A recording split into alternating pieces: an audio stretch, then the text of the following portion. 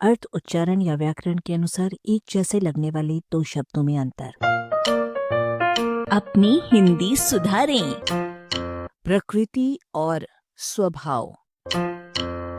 प्राणियों के संदर्भ में प्रायः एक दूसरे के पर्याय के रूप में व्यवहृत इन शब्दों का भेद प्राणियों से इतर संदर्भ में एक क्षण में पकड़ में आ जाता है, क्योंकि तब इनमें से केवल प्रकृति का प्रयोग होता है, स्वभाव का नहीं। जिसका अर्थ रहता है वो मूल शक्ति जिससे अनेक रूपात्मक जगत का विकास हुआ है।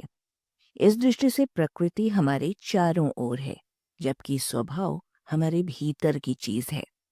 प्राणियों को प्रकृति और स्वभाव का अंतर पकड़ने के लिए इस प्रकार आगे कहा जा सकता है कि प्रकृति शब्द का प्र और कृति के हिसाब से मूल अर्थ विशिष्ट रचना है, और स्वभाव शब्द का स्व और भाव के हिसाब से मूल अर्थ स्वयं की प्रकृति है।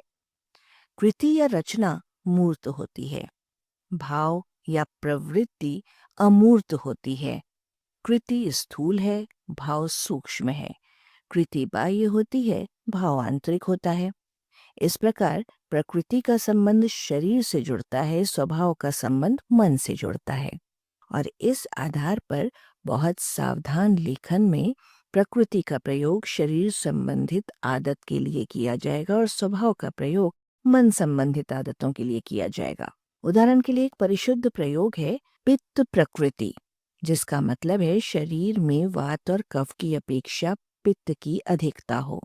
इसी प्रकार ईर्ष्यालु स्वभाव एकदम सही प्रयोग है। ईर्ष्यालु प्रकृति नहीं है, क्योंकि ईर्ष्या का संबंध सीधे मन से है, शरीर से नहीं। एक दो उदाहरण और देखें।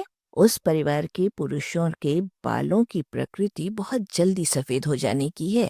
आपका स्वभाव बहुत मधुर है। बात करते समय आंखें मटकाना और उंगलियां नचाना उसकी प्रकृति है। आप रूपवती लेकिन झगड़ालू स्वभाव वाली लड़की पसंद करेंगे या कुरूप लेकिन लाजवाब स्वभाव वाली? आलेख भाषाविद डॉक्टर रमेश चंद्र मेहरोत्रा, वाचक स्वर संज्ञा टंडन। arpanedio.com की प्रस्तुति।